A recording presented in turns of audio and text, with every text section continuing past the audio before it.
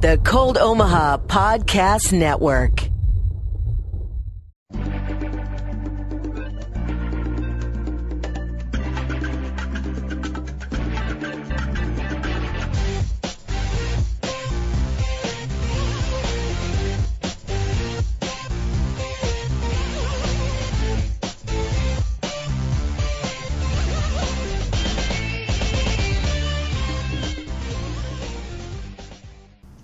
Hello and welcome to Procedurally Generated. I'm Henry Bell, and joining me today is Brandon Bowling. Brandon, how's it going?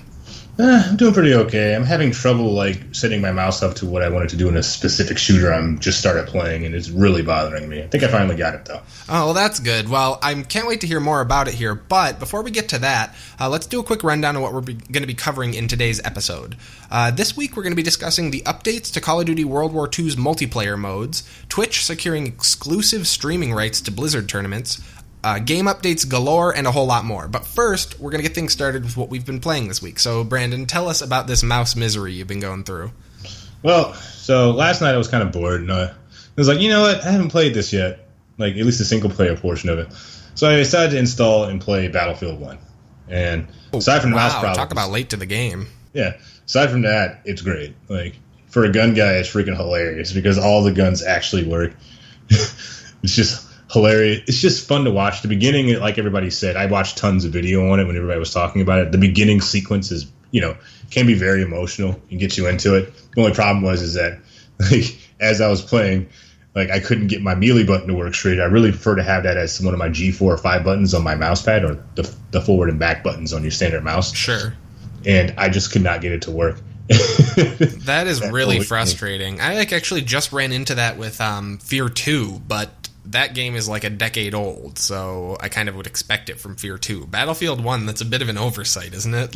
Yeah, it's kind of serious. Now, it's been like that apparently, because I was looking through forums, it's been like that since Battlefield 3, and I'm like, really? Are you serious? And nobody said anything? I don't know. It's easy to fix. If you're using an aftermarket or third-party mouse, say Logitech, most basic performance mice, enthusiast-grade mice, that can cost as low as $40 all the way up to my $150 one, because I'm an idiot, do have adequate software that you can actually bind the keys to a specific profile. And I just set them to F and G for melee and grenade, which is kind of your standard in most first-person shooters. Mm-hmm. The interesting thing is I have the G900. So I actually had the profile locked to the Battlefield 1 application. So whenever I start it up, my profile just automatically gets set to it. See, that's nice. I do that with my SteelSeries gaming controller because it has similar software. I have variable trigger depths depending on the game I'm playing, because there's certain games that you have to use the triggers a lot, but they're so sensitive that if I don't bring the sensitivity down to 80%, it's unplayable. And so I know exactly what you mean. I have different profiles for Dark Souls and a bunch of other different games that I play with my controller. Yeah, same for me when I'm using my controller. Say for when I play Vanquish, I have my controller set with my triggers on hair triggers, because I don't need that depth. Whereas if I'm playing Forza, I have them all the way set back, because I like to modulate my throttle when I'm going into turns and stuff. Right. You know what my issue is this SteelSeries Stratus XL or whatever is so sensitive that L2 is basically depressed when I'm not holding the controller. That was my issue. Is it's the triggers are so ridiculously oversensitive that if you don't decrease the trigger depth, your character is just constantly zoomed in, or whatever left trigger is. I had that issue with the Xbox controller when I was fiddling with the Microsoft software for it. Just setting your dead zones and setting your trigger depth. Yeah, exactly. Oh, dude, I had to reset it because I made some mistakes. But anyway, let's jump back into the bang real quick. Definitely. Because this has been played out, and let's face it, Call of Duty has their new game coming out that's the buzz. Mm-hmm. I finally got around to this game, and honestly, for a Battlefield game, wow. Battlefield 4 I played, and God, that was the campaign was rough. In terms of, from a technical perspective, some of the glitches were just ridiculous. See, I had the benefit of doing what you're doing now, which I came to that game, actually even later to the show, and I got all the patches and stuff, so it ran fine for me. But I know what you mean. Wasn't that broken for a year and a half? Yeah, because even 3 was broken to an extent when I played that. But 4 was unplayably broken, wasn't it? It was bad. Are you playing single player or multiplayer in 1? I'm doing the single player because I wasn't really all that interested in the multiplayer at the moment. Sure. So, I mean, I just like 3 things. I'm only going to talk about like 3 things, first of all, just to keep it simple. Dude, I love the guns in this game. The reason why I like the guns is because they actually did pick a beautiful set of weapons that actually complements like the setting that they're going for. Like, you're not going to see, like, there's a little bit of arcadiness to it because there's a lot of magazine-fed weapons in this game, and that wasn't a thing in World War One because like the powers that be thought that magazines were bad for being in the prone position, so that's why they stuck with top loaders per se. Mm-hmm. And also, like, I love the fact that they have a bunch of guns that are like over-designed simply because nobody really trusted semi-automatic weapons. That is. I got my hands on a Mondragon in the game, and like it's hilarious because like that gun has like a setting, and you can see it literally. And this is how well detailed the guns are. There's like a little like cap on like the charging handle of the gun that like if you actually know about the weapon, it's designed to flick up and actually locks out the gas action of the gun, so you have to manually cycle it each round because they figured when they built this gun, the semi-automatic portion of it would just fail, and you had to be able to just self-load it manually. That's hilarious. So it's a semi-automatic weapon that can be converted to a straight bolt if you're into guns, single action device, and it's freaking hilarious. A lot of the magazine weapons too, like I like how they kind of look like they barely together. Like World War One was a time where like it's like Fallout, like it's all just duct taped onto each other. Yeah, like it's so funny when you play like with the Lewis gun and it looks like the top magazine's probably going to fall off. Right, there's a lot of brass. I love that. The shotguns have like a similar action to like your 1886 freaking lever actions guns. Like it's super cool. I have to say, like, of all the problems I have with Battlefield 1, the gun feel was certainly not one of them. Yeah, they improved greatly. Oop, drop something. It was really good seeing like a major improvement from like 4 to this, especially when like the DPS does significantly go down, at least in the campaign.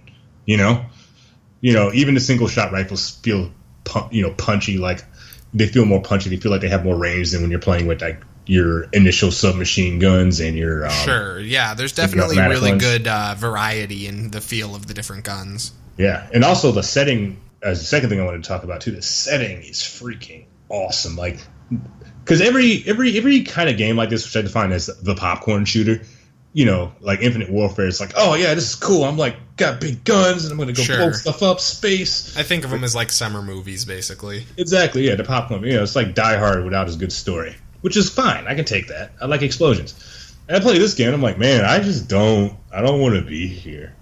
I think this is a bad idea. Like, it looks miserable.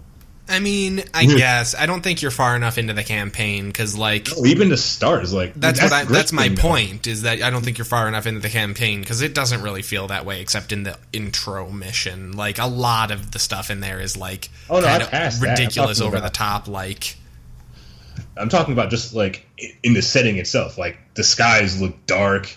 I mean, I got to the airship level, and even then, you're looking down like, dude, that city is like burning. That's kind of sad. Yeah, well, fair enough. Yeah, it is World War I. It's the small things that you look at. Like, when you play, like, for example, when I play Call of Duty Infinite Warfare, like, you're playing through these, like, super cool maps. Even, like, Call of Duty 3, like, when you're playing through Wall Street. It felt like a movie. Like, oh, yeah, I'm playing through this cool-ass movie. I'm like a scuba diver special agent that's going to go blow up this nuclear sub. Like, look at all the flashing lights and cool stuff, like, while I'm blowing stuff up. In this one, you see, like, piles of, like, brass shells that people had to lug. And I'm like, damn, dude, that looks heavy as fuck. Or, like, how dirty and grungy everything looks. Like, I'm like, dang, dog, this looks this dude probably has trench foot. Like, this looks miserable. Like, your gun gets dirty. All right, I get the idea. Yeah, fair enough. It's super cool, and it's a nice, different type of setting that, like, lends itself to history a little bit, but it's still arcade. Like, yeah, and I don't know how if any of it is historically accurate. Well, the brass is like that. That's one of the things. Like, I saw a lot of like brass. They have some nice little things that make it feel authentic. I feel like they nailed an authentic feel. I don't know if they actually nailed authenticity. Well, yeah, like, for one thing, even with the guns, as much as I like them, there were not that many self-loaders out at the time. Man, we could literally do a whole podcast about gun inaccuracies. But it's still pretty cool. Like, it's fun. I'll just be honest. It just, for me, it was forgettable. It was supremely forgettable. It was kind of fun for what it was, but it wasn't, I don't think, worth $60 for the time I spent with it personally. I'll be curious to see what you think once you finish the campaign, what your thoughts are. Well, I'm looking at it like my initial impression is just how I feel with Infinite Warfare. They both kind of fill the same hole, just a different setting. You know, I bought this game. I mean, they're both first-person shooters, sure, but aren't they like polar opposites on the first-person shooter spectrum? Not really. I mean, the whole point is, the only reason why I play CoD and Battlefield games is I want to see explosions and shoot guns. And, yeah, we can tack on a little story here and there as long as it makes sense. Okay, fair enough. Yeah, because I didn't buy this expecting, like, the depth that you would probably get from, like, say, Verdun, you know? Which is another, like, I think, grassroots game that's really seriously into, like, the time period and actual, like, guns are very, very, very accurate. Sure. Time period.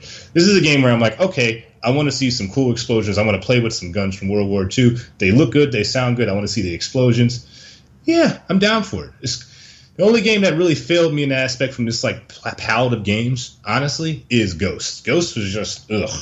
I was not a big fan of that. The multiplayer actually was okay, but the story was trash. Like, to the point where, even for a Call of Duty game. Ghost is the only Call of Duty game I've never touched at all. Yeah, I just was not a fan of that. Anyway, and then the last thing, of course, is, I think we covered it gracefully at the beginning, but the technical stuff. They've improved greatly, but my only comment at the end of the day when it comes to that is, please give me, like macro key support. Like, I have...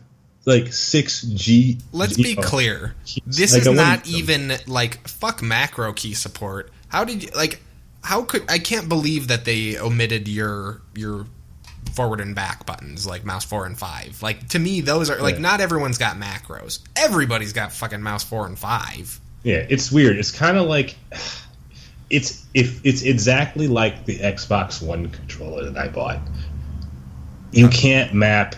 The game will not let you map keys that don't exist on a standard keyboard and a standard mouse. Right. Just like the Xbox controller won't let you remap your triggers as, like, say, G keys on a keyboard. They have to correspond with an existing button. But 4 and 5 are default. I have a $10 mouse, and it has mouse 4 and 5.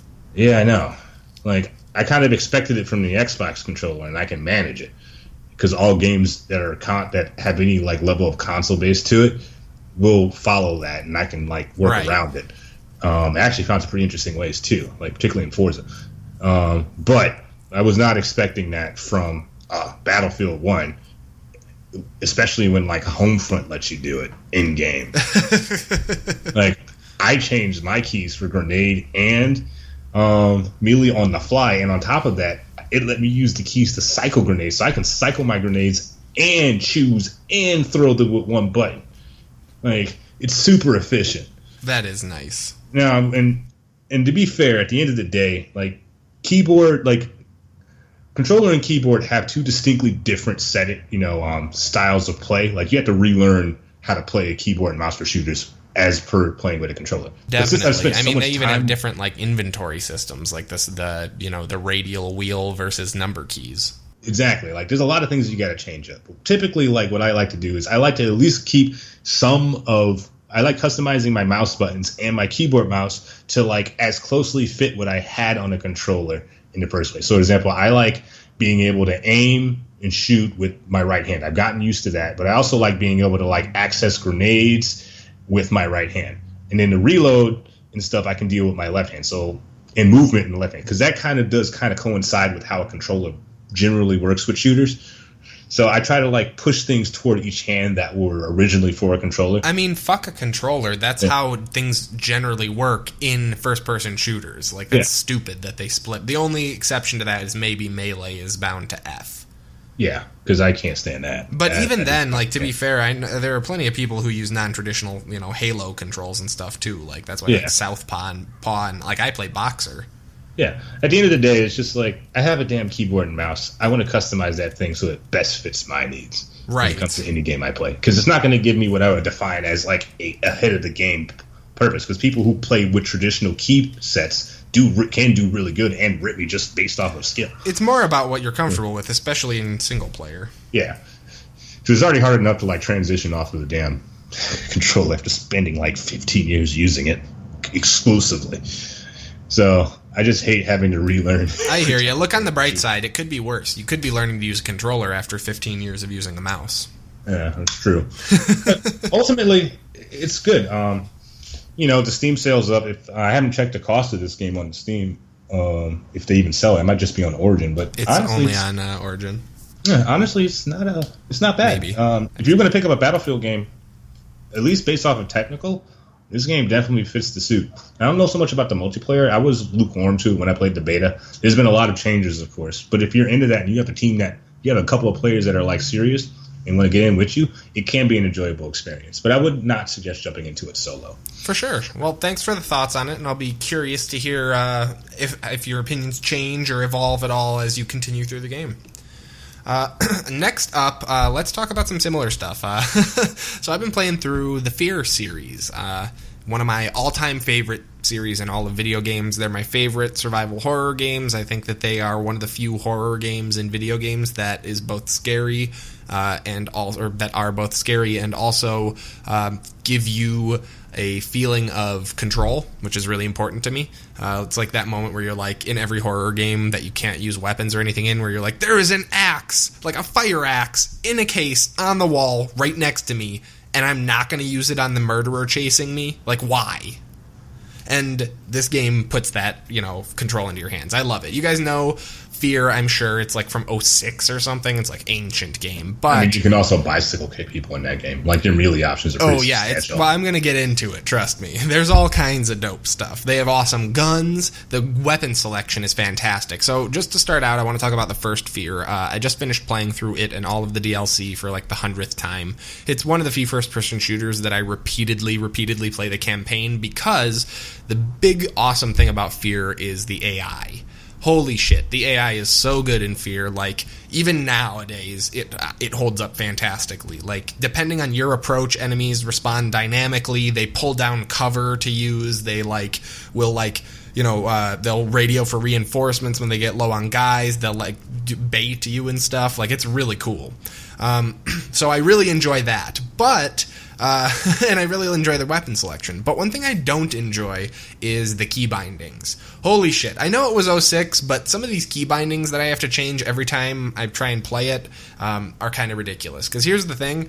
You can set key bindings for F.E.A.R, but then each DLC is a standalone executable, because this is before all that stuff was bundled into the main game. And so I have to manually set all the key binding sensitivity, resolution options every time that I move to the next DLC. Can you just come on? It wouldn't be a remaster. Well, here's the thing. It wouldn't be that bad. Oh god, I would kill for a remaster of the first F.E.A.R with the same systems and stuff. Shit, that'd be so good. But the thing that kills me is the default key bindings are insane. Zoom is left shift. Sprint is left alt. Melee is right click. And switch weapon is middle mouse. It's really fucking weird. I really do not enjoy it at all. And so I rotated all of those to be normal. So it's like right click, zoom, middle mouse, melee, like that kind of thing. But it's just like ridiculous to me. Like, I couldn't believe zoom was left shift. What the fuck? It's kind of interesting because I cannot stand middle mouse as melee. I prefer having G5 as it. You can't. Do you think F.E.A.R 1 is going to recognize G4 and 5, yo? No, that's where that third-party software comes into. This is I have a $10 mouse. Yeah. But it was fine. I mean, I don't mind using middle mouse. It worked out just fine. The game is totally fantastic, though. I highly recommend F.E.A.R to anyone who hasn't played it. Like, the weapon selection is awesome. You've got the typical, submachine guns, machine guns, assault rifles, but then it goes into the crazy stuff like a particle cannon that shoots like a laser beam. Well, it's not really a laser beam. It's like a plasma beam that turns people into skeletons. It just rips the flesh off their bones. It's fucking awesome. Yeah. You've got like a laser carbine that you can like cut people's limbs off with. That's super dope. All kinds, like multiple types of rocket and grenade launchers. Some of the coolest grenades I've ever seen. Like you have grenades that stick to walls and are turrets, which is pretty cool in the expansions, as well as their default grenades are, in my opinion, basically the best grenades in any shooter ever. They're all I don't know what the technical term for this is. They're all the type of grenade that you throw it, it'll bounce. The second it makes contact with a viable target, it detonates instantly. It's like a proximity kind of thing, but it only detonates on, people. And they are super dope. It shoots out like a colorless, like, sound wave looking explosion and just reduces people to a mist of blood. It's the coolest. I absolutely adore these games. They're a ton of fun. I know I'm kind of like rambling about it a bit, but I get real excited with these things because it's something I really, really enjoy. That's super cool, man. Yeah, the story definitely doesn't hold up as much. It's actually a pretty interesting. The actual core story itself, like with it's like the premise is that there's an army of clones called replicas that have been created, and they're being controlled by a psychic commander who then loses his mind, and you're trying to find out why and stop him and all this stuff. But the subplot, or the real main through line, has to do with this little girl, Alma. And Alma is creepy, and she's a typical kind of Japanese horror trope of the little girl in the red dress who, like, walks slowly and people just explode. She's super psychic. But I don't know, that part of the story goes a little bit off the rails, especially in the later expansions and stuff. But the core stuff, I think, is really good. Like, just kind of, I think it's really cool, like, the idea of these synchronicity events and, like, the Perseus Mandate and all the different programs around Project Origin. So, I don't know. I highly, highly recommend F.E.A.R. I don't know that I would pay like $20 for it, but I got it on sale. I think I paid $5 for it and all the DLC when I just picked up my latest iteration of it, because Lord knows where my discs are. Mm-hmm. And yeah, it was definitely worth it. That's a ton of content, too. It is a long game. Yeah, that game is not short, especially the first one. Yeah, the first one is long. Then they had 2 standalone-ish DLCs that are technically... They technically take up. They start off immediately after the events of the main game, but they're not canon. So they're a lot of fun, and they introduce a lot of really cool new weapons, and like they really have like kind of gotten everything they can out of the engine at that point. But none of it actually is like stuff that matters. For those who don't know, canon meaning like it's not the official story. It's like a side universe what if story kind of, which is fine, but definitely was nice to get back to the main story when I picked up F.E.A.R. 2. However, F.E.A.R. 2 was a whole nother can of worms. First of all, if you guys don't remember, because I certainly didn't, F.E.A.R. 2 is one of the worst PC ports of all time. Like, it is brutally bad to the point where just adjusting my mouse sensitivity took me 2 days of research, and I work in IT. Yeah, sounds about right. It's insane. So the mouse sensitivity setting in the actual game on PC doesn't do anything. Like, the slider has no effect on your aim sensitivity. I'm not sure what it's even there for. Instead, the mouse sensitivity is tied to your hardware mouse settings, as in you go into the control panel and bring down the sensitivity of your actual Windows mouse. What's more, almost everyone by default uses enhanced pointer precision, is what Windows likes to call it. You know what that is? That's mouse acceleration. That's mouse smoothing. That's why it's so infuriating. I would move my mouse like an inch to the right, and my character would do like a 1080. Like, it was just so insanely oversensitive. I couldn't hit anything. It was brutal. So I finally figured out that you could go into the hardware settings, turn off these things, but it was still problematic, and I couldn't figure out why. So I continued doing research, and as it turns out, if this game runs over 60 frames per second, it misses input frames, which causes it to think you're moving your mouse faster than you are, and makes it ridiculously oversensitive again. So I then had to download DX Story's trial, run that, and limit my frame rate to 60, and now, finally, it is playable. I still have complaints about F.E.A.R. 2, but that was just the process to get the mouse working with the game in 2017, which is kind of insane if you ask me. Like, Brandon, what do you think? Like, wow. Yeah.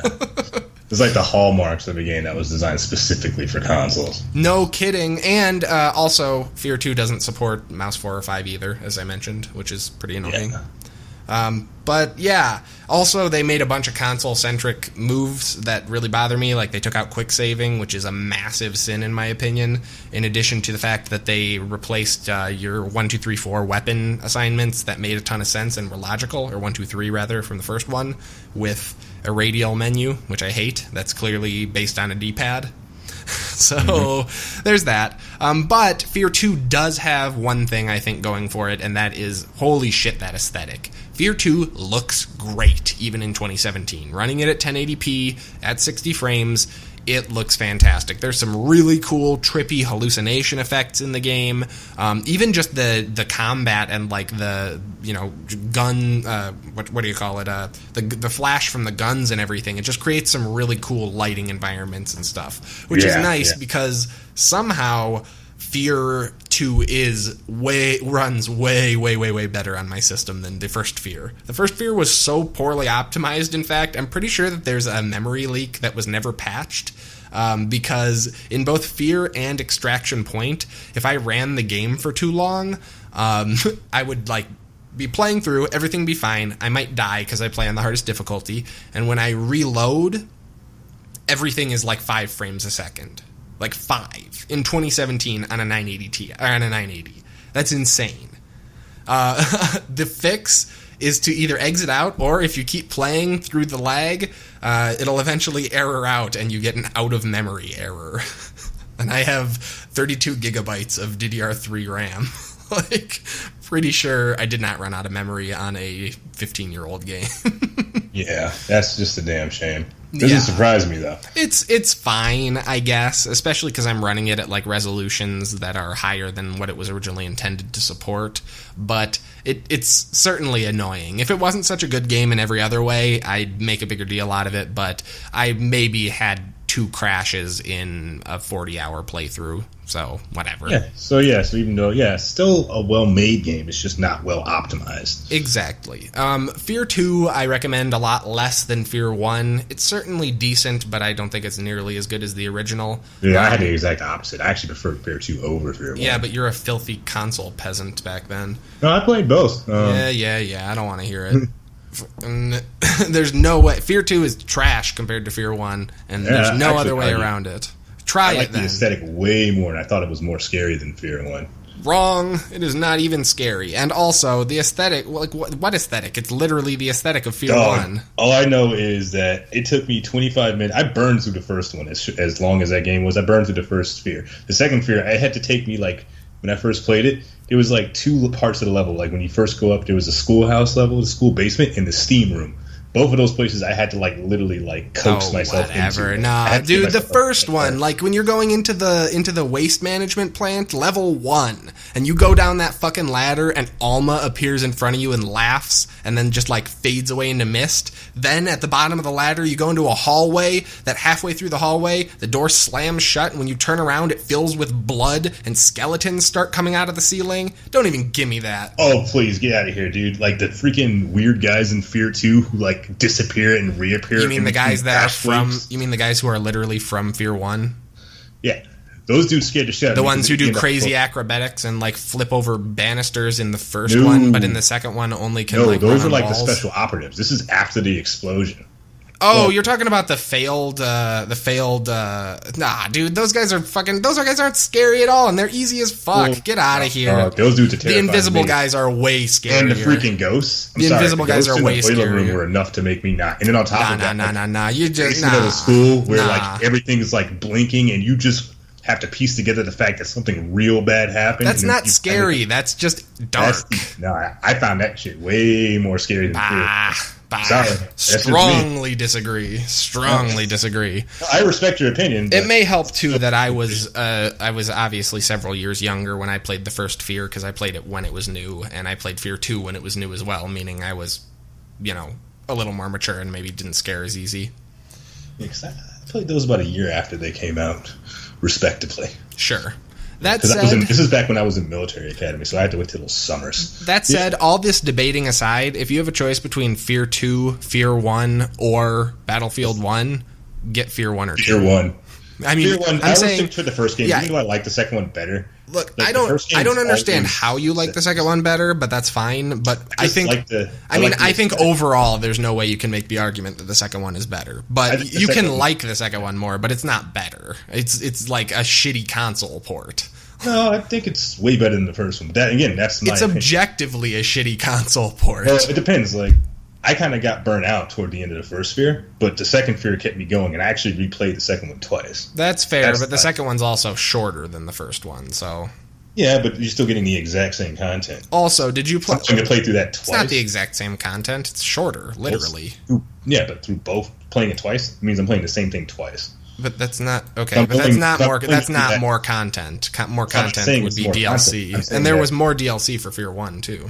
No, I know. I'm not saying that. I'm saying if I'm willing to play through the same content twice, that means I probably liked it more. Because I only played the first one once and had no inclination to going to replay it. Fair enough. As someone who's played the second one once before now and played the first one about 30 times, like literally I replay it maybe once every other year, I'm going to agree to disagree. But that's okay. That's what's so great about video games is we can be best friends and still think that each other's opinions are stupid. Yeah. Yep, that is true. Anyways, though, moving along, because I could talk about F.E.A.R for the whole episode, why don't you tell us about the other game you've been playing this week, Brandon? Well, this is more up your alley, actually. So we'll see. So I kind of, on Sunday as well, I was actually paying bills, and I was watching some YouTube videos, and this interesting game came up called Carrier Deck. And since I like anything military, especially if it's grounded in the real world, I was like, oh. So I looked it up on YouTube while playing bills, and I watched a bunch of people play it terribly. And I'm like...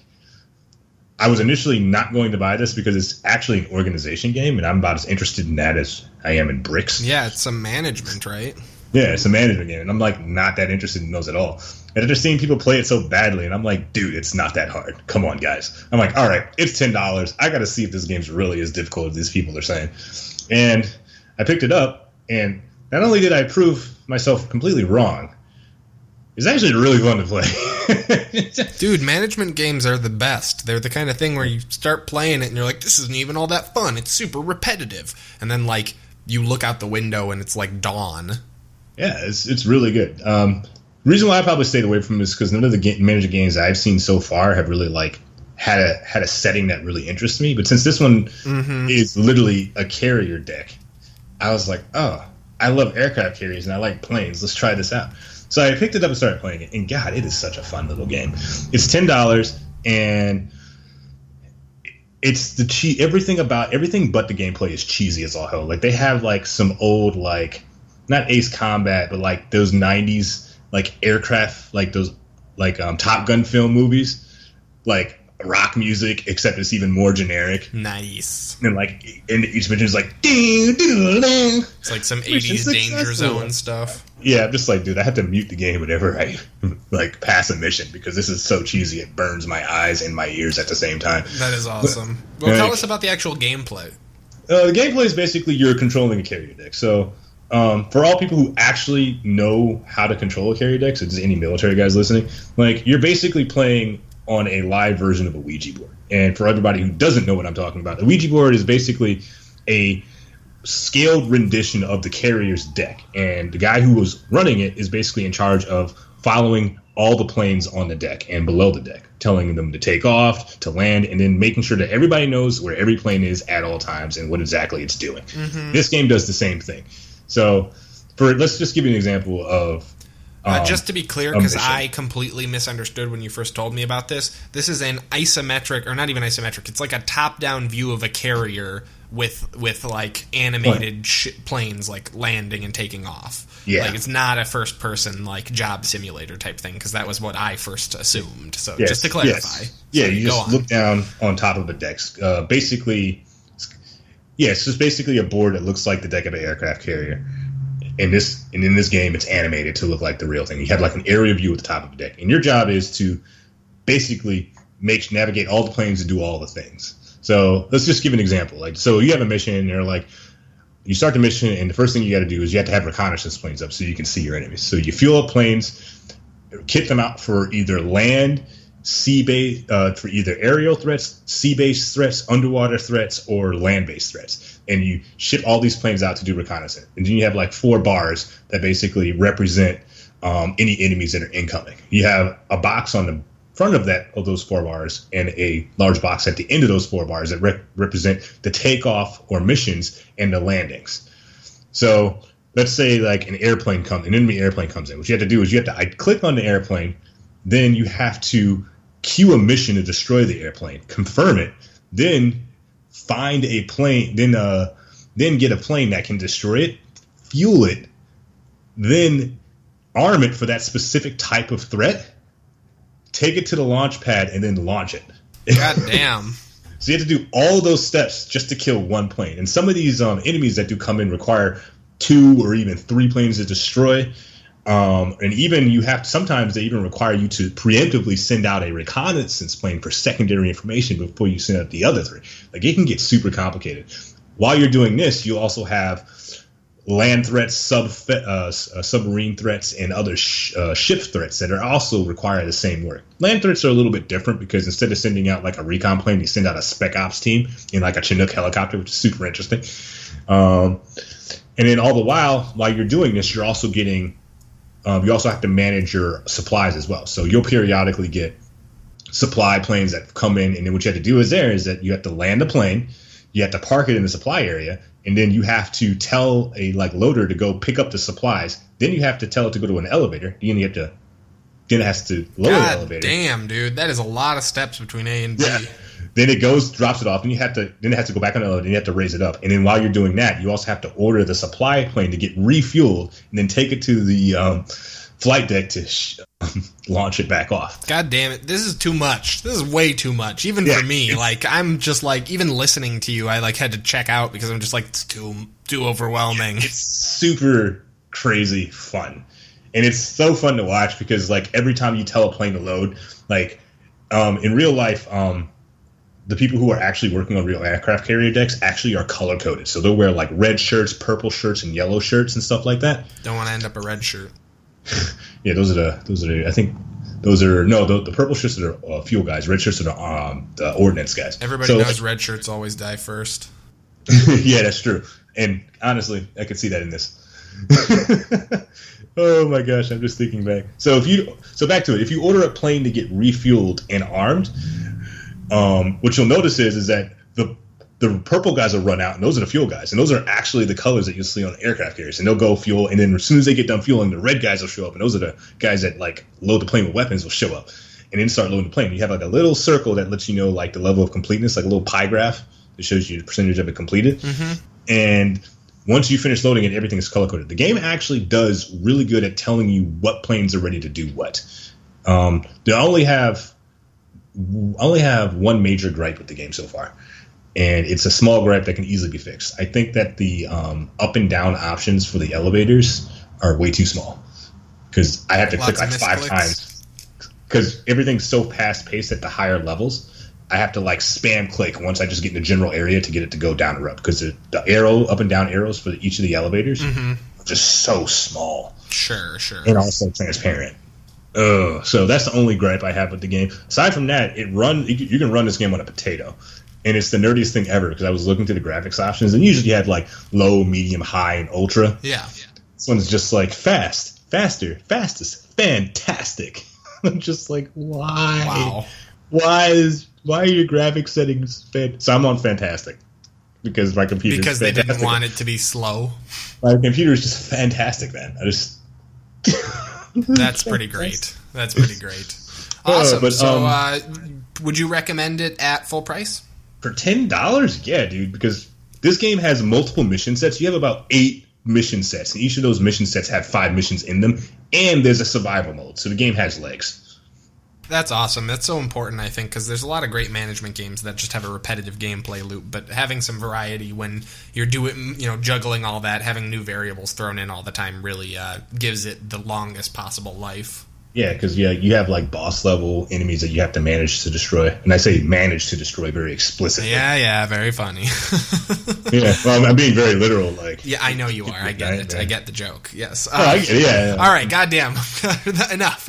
We're moving on. No, we're gonna keep on going here. Okay, so gonna manage the hell out of this. There's one other game I want to talk about here before we move on to the news this week, and that is something I talked about a little bit recently, and that is Elder Scrolls Online Morrowind. I've now finished the main quest of the DLC and pretty much done all of the major quests in the Vardenfell zone.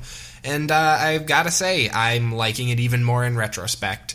It feels like you had impact. You got to, some of the shit, like, you guys, they really did a good job of nailing the lore from Morrowind. You're working with Telvanni. That's the thing that I like so much about this DLC, is it doesn't just feel like they added a new landmass and tacked some more quests on. They actually made quests that they could only happen in Morrowind. Like, you're saving Councilman's daughter. Sure, that could happen anywhere. She's working with the Morag Tong, the Morrowind version of the Dark Brotherhood, in order to stay away from her father and to find out the secret of her brother's dismissal from House Redoran. Like, House Redoran, unique to Vardenfell. Morag Tong, unique to Vardenfell. All of this great lore that's all Morrowind lore. And they do such a good job of bringing it all up. Like, you work for the Telvanni, one of the other great houses. I haven't seen a whole lot of House Slalu, but they're like kind of the thieves of Morrowind. But I'm just really liking that they draw on so much from the games. The main quest is awesome. I don't want to spoil anything, but they really, really have you tour some locations that I did not expect to ever get to go back to from Morrowind. Some really, really cool stuff. You get to meet and work with like agents of and literally the actual embodiments of the three gods. Almcivi that I've talked about previously, Almalexia, Sothisil, and Vivek. And it's just if there were twists in the story I didn't see coming. The voice acting again stayed solid throughout. The rewards are great now that I've completed it. I've unlocked the ability to purchase several different manors in Morrowind, which I very much want to. There's a couple in particular I've got my eye on. I actually almost shelled out some more money for for their microtransactions because I wanted to get. They had a temporary Telvanni mushroom tower house that was available, and I fucking wanted it so bad, with like a teleporter in the middle that takes you up to the top floor and like four different wings off the main tower. So you can buy property in this game. Yes, as of like a couple updates ago, I think like 4 or 5 updates ago, they added the homesteads to the game. There's probably like 40 or 50 purchasable properties spread across all of Tamriel. It's really cool. Like at least one of every type of house or a type of property in every major continent. Every major continent. So or country, sorry. Province, I guess, technically. So Cyrodiil, there's a couple Imperial City type ones. The High Elves have you can get houses that are in the cool forcibly grown trees that are shaped into houses. You can get a Wood Elf house that's basically just like a hut. There's all kinds of different cool stuff. And for Morrowind, they've got the mushroom towers. They have the shell bug houses that they build houses in the inside of giant hollowed out bug shells, which is really cool. And they also have just the traditional sort of Adobe sort of looking sandstone designs that they have that they're kind of Pueblo looking a little bit. Mm-hmm. I get you. But yeah, they have great selection of architecture for all that. I almost broke down and did that. Instead, I broke down and spent a bunch of other money on microtransactions in the game. I wanted to try out their crown crates deal, which is basically loot chests from Overwatch or any other microtransaction-y game. Except the way they do it is they have it's tied to unique cosmetic items that they retire. So at the time they were doing it was I can't remember. It was a Wood Elf themed loot crate thing, and they had a bunch of really cool mounts that you could get that were it looked like sort of the Spriggans. If you've played the Elder Scrolls games, it's a bunch of tree roots all tangled together in the shape of an animal mount. So you had a bear made out of tree roots that has green glowing eyes and stuff, and they had a horse and a guar cool. And all kinds of really cool mounts. I didn't get any of those. I dropped $30 on it or $25 because I got 8 crates out of it. And for the most part, I wasn't thrilled with what I got. I got a bunch of cool costumes, which those are fine. I got some like face paints and tattoos, which were real dumb and felt kind of like a waste. And I got some banners, which I was just pissed about because I was like, fucking, I don't give a shit about banners, not for real money. But the creme de la creme was I got the Dark Brotherhood direwolf mount, which is super dope, especially because my character is specifically Dark Brotherhood themed. It's a giant black direwolf with glowing red eyes and a unique like howl. And it's so you need that, and then you need the dire axe from freaking For Honor, and you just be set. Well, right now I'm running around with a Baneling. Is it a Baneling? It's like a Vileling or something. I've got an a little like non-combat pet that's like a cross between a demon and a scamp. I've got a winged Twilight that I summon that follows me around, a scamp that I summon that follows me around. I'm riding a dire wolf mount a la the Dark Brotherhood, and I'm wearing the robes of the Listener of the Dark Brotherhood. So, I'm rocking it. My dude looks like a badass. I'm really enjoying that. I highly recommend the Morrowind expansion. If you're a fan at all of the old games, I think it's worth full price, honestly. I want to remind people, I play this MMO as a single-player game, and I fully enjoyed it. I did basically all the content in the new expansion. There is more for me to do, though, and they have repeatable daily quests. And one of the great things about Elder Scrolls Online is a lot of the best quests are not necessarily inside of cities and stuff. You'll just be walking around out in a field, and you'll see someone who's got a quest for you. And so there's probably quite a bit that I've missed. I mean, for God's sake, twice now I've been like, oh man, like, guess I gotta walk all the way to this part of Vardenfell every single time because there's no cities over here. And then I find out there's like 3 cities right near where I was walking, and I've just somehow missed them, even though I've circled the map like 6 times. It's a lot of fun. It really, really is. And it's really cool seeing the history of the Holy Trinity of Morrowind, you know, the Alm Civi, because you're getting to see Vivec City. They're in the act of raising the cantons out of the water, which is really cool. Like, they're building it for the first time, and that's such an established landmark in Morrowind. Molag Mar has just been completed. That's another canton on the water design, and like, you get to read a pilgrim's journal, and he's talking about how like he's so excited to see it because he's wondering if it's going to be like floating and all this different stuff. Like, it's just really interesting. Plus, minor spoiler, so cover your ears if you don't want to have a minor spoiler for Morrowind, but it's not a huge part of the story. There is a point at which the quote-unquote second moon, if you don't know, there's like a floating meteor above Vivec City it's actually the secret prison of the Ordinators. That's from the first game, not Elder Scrolls Online. There's a point at which it is threatening to crash down on the city, and like it actually, you can see like re-entry fire all around the front of it as it's slowly moving towards the city and then gets pushed back and then starts moving in again. It was a really cool set piece event that I was just like, damn, this is an MMO? Like, shit, that's really cool. And they did that with a lot of stuff. I really enjoyed it. I thought the writing was really good. I was compelled to help people in a lot of the quests and stuff. I had a lot of fun doing like a lot of the like slave freeing quests and stuff, because that's always been a big thing in Morrowind. Overall, really, really enjoyed it. Couldn't be happier. It's the most fun I've had with Elder Scrolls Online, but again, take that with a grain of salt because I'm a massive Morrowind fanboy. That said, I would recommend it at 60 if you're a fan. If you're on the fence about it, or this is your first foray into the Elder Scrolls Online, I'd say it's still worth 60. The expansion upgrade is only 40. It's 60 for everything, including Morrowind. So, I mean, I think that's worth it. Nice, man. That's super awesome. Yeah, definitely. I'll keep you guys posted if anything else big comes out of that, but this will probably be the last I have to say about the Elder Scrolls Online for quite a while. Anyways, though, that is pretty much going to do it for the first half of the show. We're going to take a quick break here, but don't go anywhere, because we're going to be right back with the news. And we're back. Okay, so right into the news here. We actually had a fair amount of news post E3, which is kind of surprising. Usually we have a bit of a drought here. First thing on the list is Call of Duty World War II. We got a bunch more detail on the changes they're going to be making to multiplayer, which is actually pretty cool, I have to say. I like a lot of this stuff. We'll obviously want to, see how it shakes out before we recommend it outright, but there's some cool stuff here. So first up, they're adding in a new lobby, basically, called Headquarters, where when you're waiting for matchmaking to go in, you're in a big ol' waiting room with up to 48 people, and it features like a firing range. You can do one-on-one duels in like an arena area where people can watch you, and like other stuff too, which I thought this was pretty neat. I think this is a cool idea.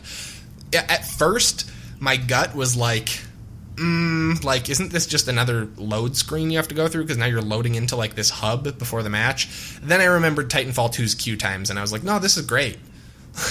Like, because shit, you'll have plenty of time to load if you got queue times like that, you know? Yeah, man, it's freaking crazy. I'm actually reading through it right now because I skimmed it and then I was like, whoa, this is a little bit more different than I expected. Yeah, there's a lot. I mean, they're also adding in that new war mode that they were teasing at E3, which is an asymmetric multi-stage battle mode, kind of similar to what we've been talking about with Battlefront 2 that's going to be coming. And basically they say you start as Allies or Axis, and there's a series of objectives. It's actually kind of like Battlefield 1's push the objective type modes, but it sounds like they're going to try and make it a bit more varied. This is one that I definitely want to see what they're actually doing to prove that it's a new feature and not just rebranding existing features. Exactly. Like Call of Duty's multiplayer has been tried and tested and perfected, but it's still stale at this point.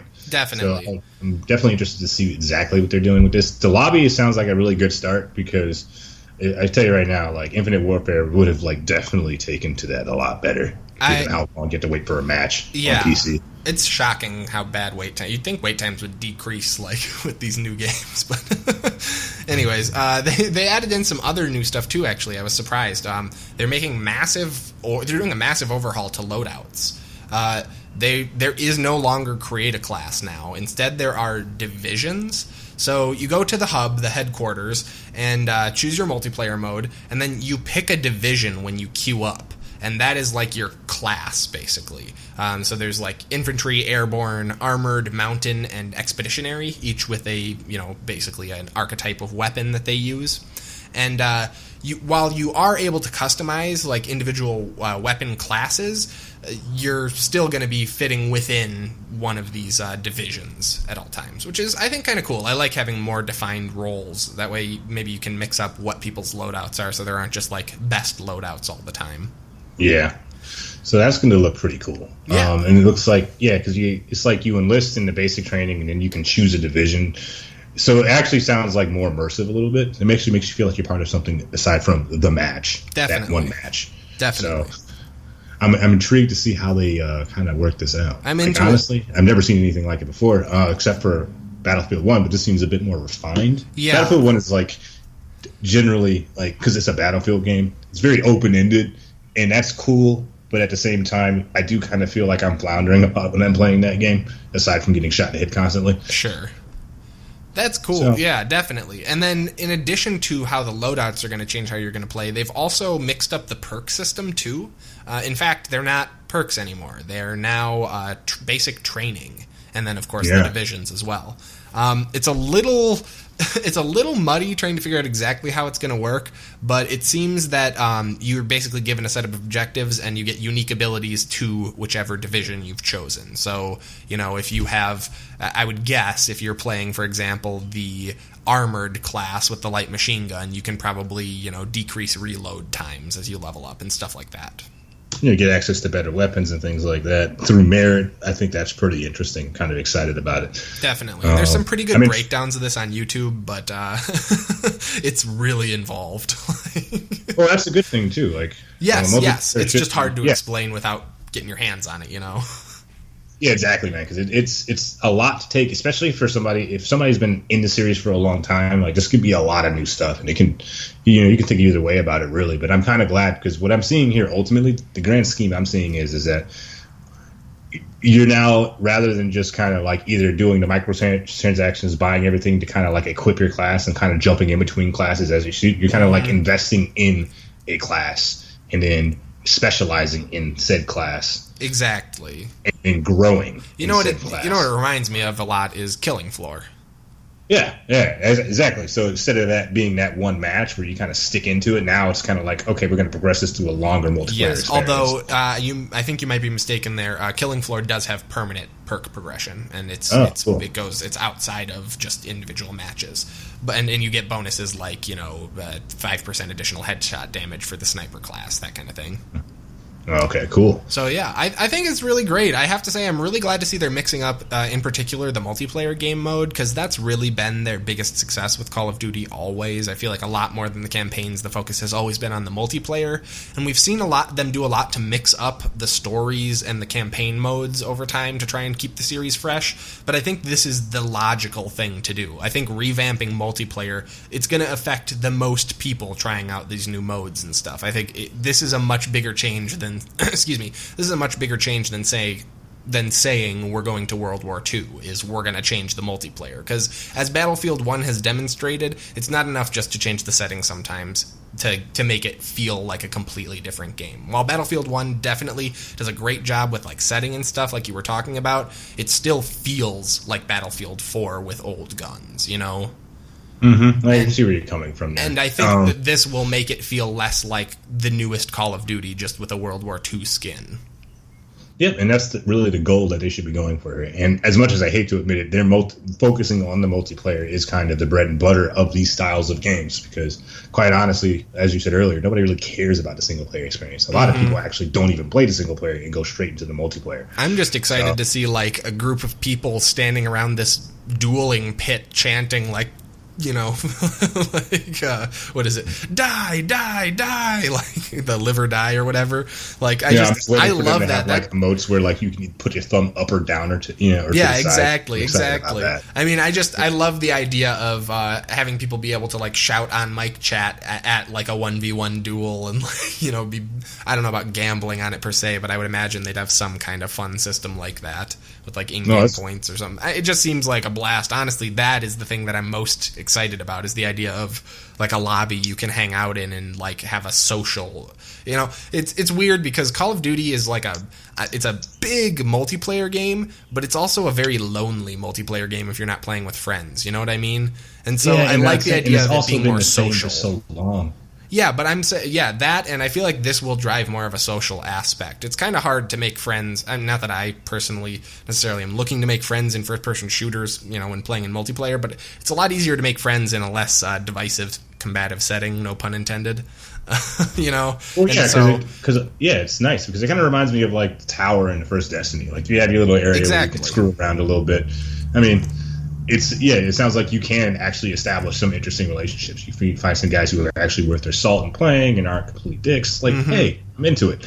Also, I love the firing range idea, too. That's like almost every first-person shooter that has moddable maps, like the number one downloaded map, like Counter-Strike, for example, is the test firing range. Exactly. I love that. There's nothing better than testing. Like, hell, even a Division was an upgrade option, which I thought was super dope. Definitely. But yeah, that pretty much does it for the big multiplayer overhaul for this, except, I almost forgot, but fitting that we save it for the end, there's actually been a pretty big change as well to the kill cam. Now, the final kill of the game is no longer going to be shown to everyone when the match ends.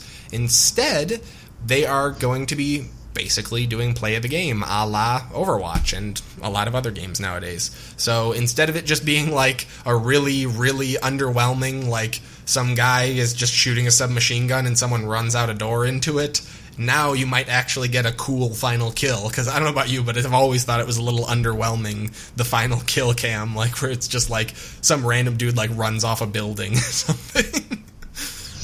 There's a couple of good ones, but this is going to ensure that we always get the cream of the crop. Yes, exactly. Cream of the crop. Or it's going to result in hilarity like we get with Overwatch, where it's like, play of the game, Hanzo, and Hanzo like walks off a cliff and dies.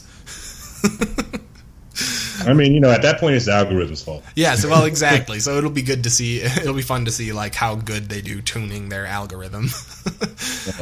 Anyways, though, moving right along, we have some interesting Twitch news. So Twitch and esports.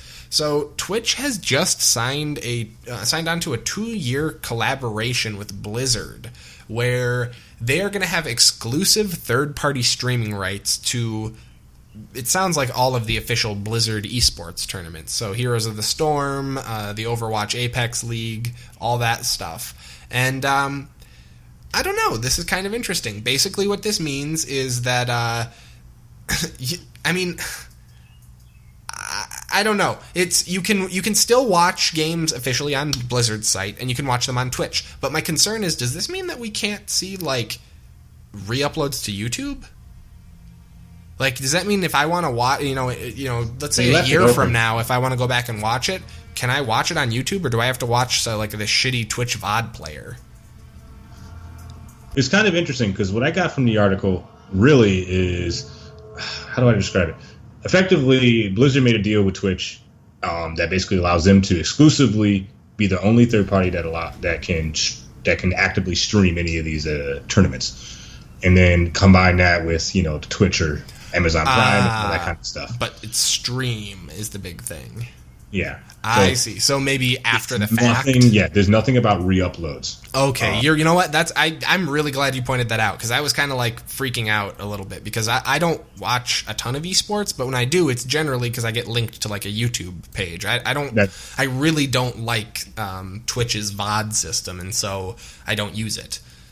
Well, it's weird for me because it took. It's not unusual. I'm not surprised that you had a little trouble with it, because I had to spend like a pretty significant amount of time after reading this article and kind of wrap my head around it, because I was like, okay, well, there's nothing about what about YouTube and stuff. But YouTube has the YouTube gaming sub channel, which is, when I say channel loosely, it's like a subcategory in YouTube altogether, and also the biggest category on YouTube.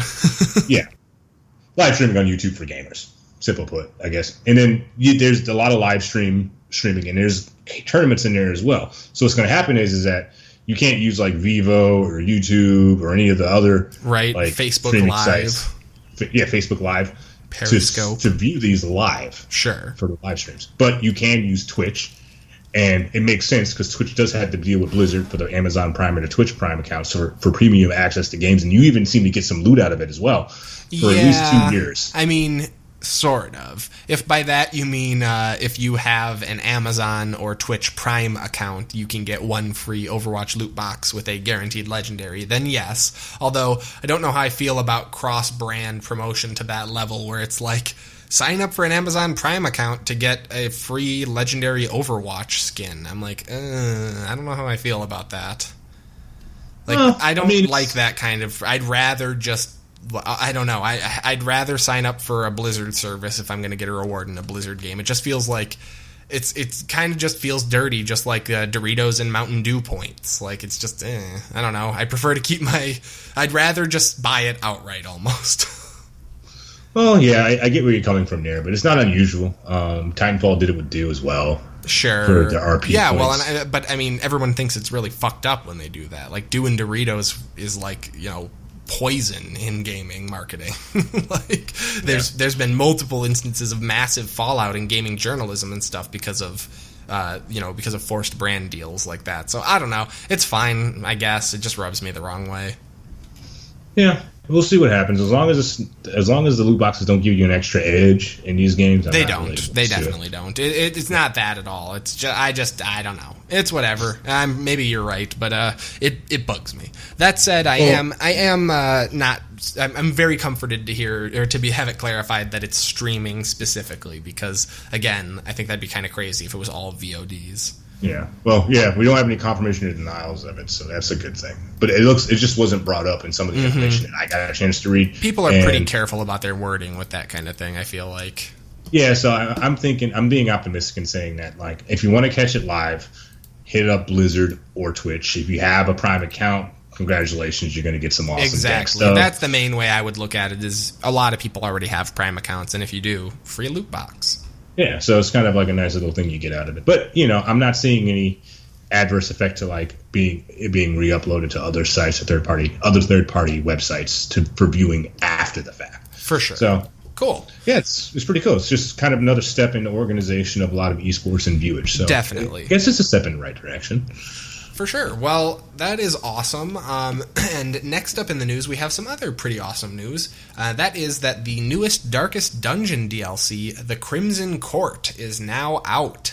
For those of you who don't know about or aren't familiar with Darkest Dungeon, it is a side-scrolling, two-dimensional roguelike RPG, turn-based RPG, where you are playing with a group of like really cool kind of Lovecraftian, or less Lovecraftian, more like medieval sort of traditional Dark Ages type stuff, classes. Like you've got like Jester, Paladin, but then the new class they just added in this DLC, the Flagellant, which should give you an idea of the kind of mood of this game. It's very dark. It's very like I said, kind of Lovecraftian. And so the Flagellant is really interesting, their new class that they've added. Basically, the way he works is he can take on debuffs that are on other party members. So, for example, if they are bleeding, I don't know about bleeding, actually, because I think that's more of an internal effect. But if they're, like, slowed, let's say, for example, he can take that on himself, and then he gets certain buffs based on, like, how much damage he's taking and, you know, how many status effects he has.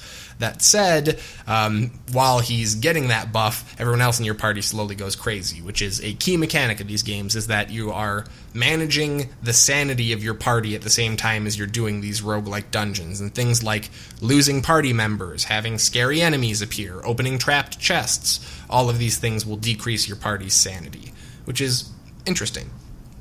In addition to the new character class, they also added the new status, or I don't even know what to call it really. You acquire like sort of sicknesses or like permanent traits to your character as you go through the game, and they'll be like kleptomania, and now your character will open chests without being told to and not always give you all the loot, or you'll get like insomnia, and so they don't rest as well, that kind of thing. This new one is called the Crimson Curse, and it's sort of like vampirism, but you get it from cursed mosquitoes. And the way it works is your character cannot be cured, unlike most traits in the sanitarium, which is like the asylum, if you don't know. And they are constantly going crazy when they are thirsting for blood. Or you can give them blood, which gives them a huge bloodlust stat boost, a huge bloodlust stat boost, but then makes your whole party start to go crazy because they're working with an insane person. So definitely interesting. Not my cup of tea just because it's so incredibly difficult, but definitely exciting because I know there's a lot of diehard Darkest Dungeon fans out there, so always nice to get new content. To be honest, it got a little bit too difficult for me when they brought in the corpses out of early access. Trying to manage like the dead bodies on the ground of my enemies was a bit much. But that said, it's only $10, and it's getting pretty good reviews, so check it out if you're into the game. Next up, we have some big Overwatch updates. First up, we have that Horizon Lunar Colony, the new map that we were talking about on the PTR a couple weeks ago, is now officially live. And everybody be careful, because it's in the competitive rotation. So you may want to practice it a few times before you jump right into trying to do competitive matches on a map that you may have never played before. In addition to that, we have some new buffs to McCree and some changes to Reaper and Roadhog.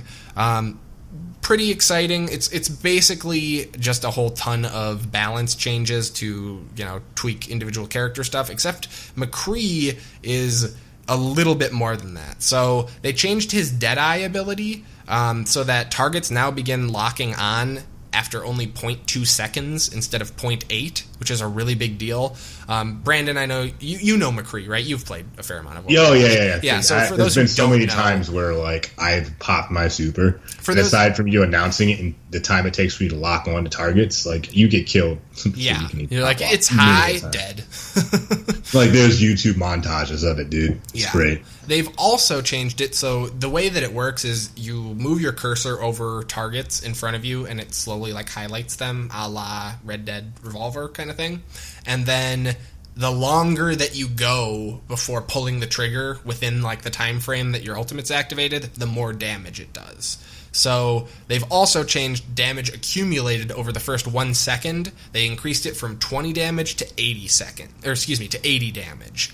And then after that, it's unchanged, the damage increase. So basically they made it so that he both acquires targets faster and does more damage faster. So that should be a pretty big buff to McCree, honestly. No, make it super, like... To be fair, super was terrifying before if he actually got it off. Mm-hmm. But now it's going to be like, oh, heads down. Right.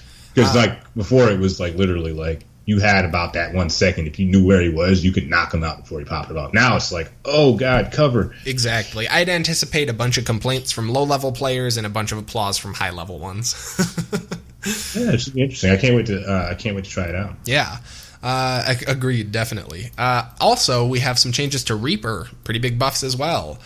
They've completely removed the health orb system. So if you didn't know, before there was a chance for enemies to drop a health orb when you got a kill on them with Reaper, and it would restore a good chunk of your health. I'm actually not sure exactly how much. I think it's like 20% or so. And they've completely gotten rid of that system. It was kind of a pain in the ass because you had to like go over to the health orb and like plan it all out. But it was also kind of nice because you could, knowing the timing on them, you could kind of, if you were in a big melee, sort of know where they're at around you and spread them out to pick them up as you're fighting, which is nice too. But they've completely changed it. Now, there are no health orbs anymore. Instead, Reaper just gets a flat 20% health lifesteal, basically, on his damage done to heroes. So, that's pretty fucking good. That's a big old buff. Yeah. That'll make him go for a while, well, what's shocking to me is it's not he regains 20% of his health after getting a hero kill. It's he is healing over time as he fights. And he does good damage. So I could see you taking on a tank, and as long as you just keep shooting, like... I feel like you're like... As long as you have a target, you are in the fight. Yeah, exactly. Unless like Roadhog like hooks you and like shoots you in the face, at which point, well, yeah, you're done. Right. So, yeah, that's pretty exciting for Reaper players, I'm sure. Unless you're bummed, in which case I'm sorry. But I feel like this is a pretty big buff.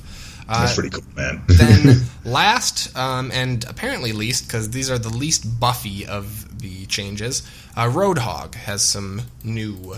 some new balancing. First up, they've decreased his head hitbox size by 20%.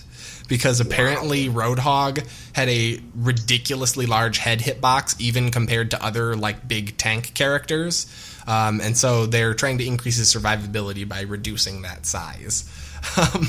Also, this is a pretty huge bummer. They have changed his main scrap gun. Bullet damage has been decreased by 33%, which is huge. Yeah. To compensate for that, they've increased the firing rate by 30%, and they've also increased the clip size from 4 to 5. But as any good Roadhog will tell you, that doesn't mean shit, because what they're doing is they're nerfing the hook shotgun combo. So now you will not be always able to get a 1 or 2 shot kill on people by hooking them and pulling them in. Instead, now you're going to have to line up multiple faster, lower damage shots to get that kill. Yeah, that really does break a play style, my friend. Well, it's interesting to me because they're claiming it keeps his DPS the same, but Roadhog is a burst DPS character. Like, there's 2 types of DPS. There's burst DPS, like as a WoW player. There's burst DPS, which relies on cooldowns and stuff, a la Roadhog with his hook and, long reload times and small clip size. Or you've got the sustained DPS, which is like, a Widowmaker or a Hanzo, who are just constantly attacking, and they do consistent medium damage, but it's like constant, And so what's crazy to me is like they've taken a character that is built around burst with his ability set and then claimed that they didn't change his DPS overall. And it's like, well, practically you did, because Roadhog's engagements are built around quickly ending them. You've increased the length of time that he's going to be engaged. I don't know. Yeah, another thing too is like what's the reload time on his weapon? Just because he has a 5th shot, like if it takes 5 shots to take care of one enemy, rather than standard 2. Like, if his reload time is the same, like, it is effectively a serious nerf. It's like a 2-second reload, I'd estimate. As somebody who, I haven't played a ton of Overwatch recently, but Roadhog is my main. This is pretty frustrating. It's pretty disappointing. Yeah. I may be time to switch back to Reaper, considering he just got buffed. Yeah, because I remember watching a lot of people play this, and the bread and butter really is the surprise hook into shot to the face. Yeah, no kidding. Now, it does seem like he's going to be able to better tank damage with a smaller head box, but like his damage given looks like it's going to be severely affected. Just because you get higher damage, if you're not like clearing the map, which is what a tank like what his type of tank is supposed to do. I don't know. Yeah, and it's weird too because I feel like you have to be close to deal full damage from his DPS, and so like it's harder to stay consistently close to someone, especially with a short-ranged weapon. I could go on about this. It's a little frustrating, but I'm happy with the other buffs. So overall, 6 of one, half dozen the other. I'm pretty happy with it. It all evens out. The birds and bushes. That said, there's also another big update coming very soon, but is not live yet. This actually, I was just watching the developer update with Jeff on the train ride home right before we recorded. So they're making changes to how loot boxes work, and I'm a pretty big fan. They are very drastically reducing the number of repeat items you get. This is to basically make it more fun to open loot boxes because it fucking sucks, especially when you're. I'm not someone who spent money on the game, but I imagine as someone who's spent money in other games, knowing that you basically have fucked yourself out of a bunch of free loot boxes because at the beginning you bought a bunch of skins and stuff is shitty. Like, you're punishing people with a bigger collection, which are your biggest fans and probably the ones who have paid the most money into the game already. So it seemed weird before, the number of duplicates that people got. They're going to drastically reduce the number of duplicates people get, and because of that, that's also going to decrease overall coins that you get, or gold that you get, which is how you can buy the individual skins and sprays and stuff. So to compensate, they're also greatly increasing the amount of coins given as one of the random drops in crates. So not only will you hopefully be seeing more new skins and voice packs and all that, but you'll also hopefully be getting, he said, the same amount of gold coming in, if not more, than before, which will also allow you to get even more of all that stuff of your choice. See, that's nice. Yeah, I'm convinced an Overwatch dev who'd, like, bought a skin, got a repeat of it, like, 3 times in a week, and was like, okay, we gotta change this shit. In addition to that, they're also changing how highlights work, and this is even more exciting. This is fucking cool. So, Brandon, right. I know this is totally new to you because this wasn't in the outline, so bear with me here. You'll like this. So, in Overwatch as it is now, there's a not great highlight system in place where the last 5 games you've played, they record what they consider your best plays of the game, and you can watch a little highlight reel of them from the main menu. However, they only last until you either exit the game or restart your computer, one of the two, and then they're just gone. It's not, like, saved anywhere, which is kind of a bummer. Yeah, because I have a couple of really good ones with I can't remember her name. With the mech tank. God. Zarya? Oh, the mech. Oh, you're talking about Zenyatta. Oh, the tank. Mech. I'm sorry, Bastion.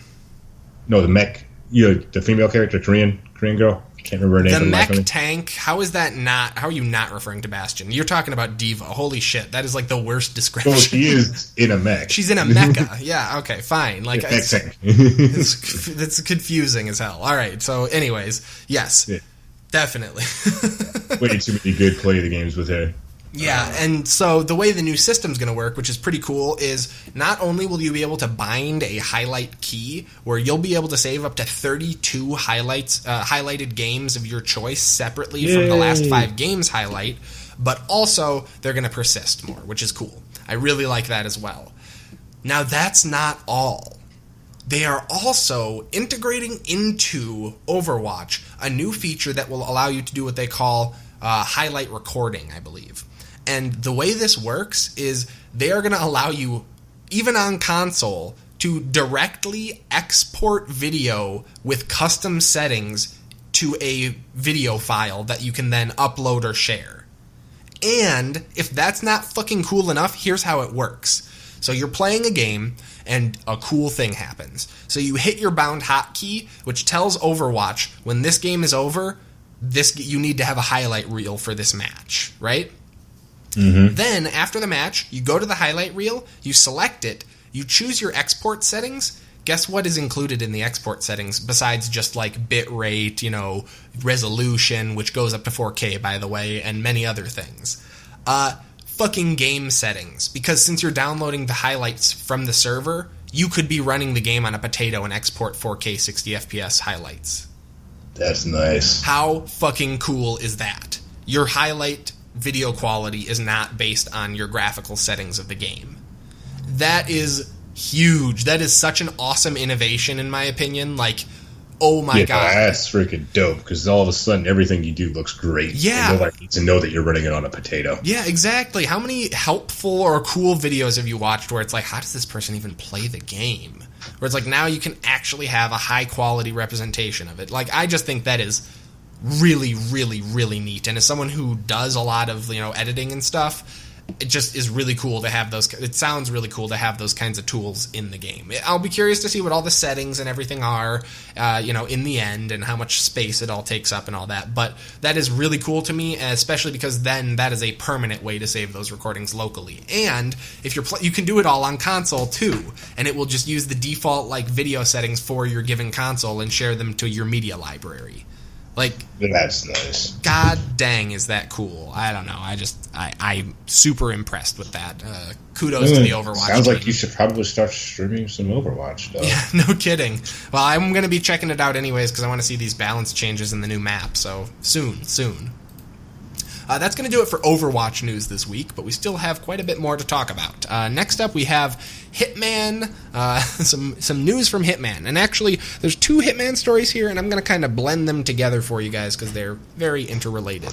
The first is IO Interactive is no longer with Square Enix. They have they're doing a multi-year buyout plan to become an independent studio, and somehow they kept all of the intellectual property rights to the Hitman franchise.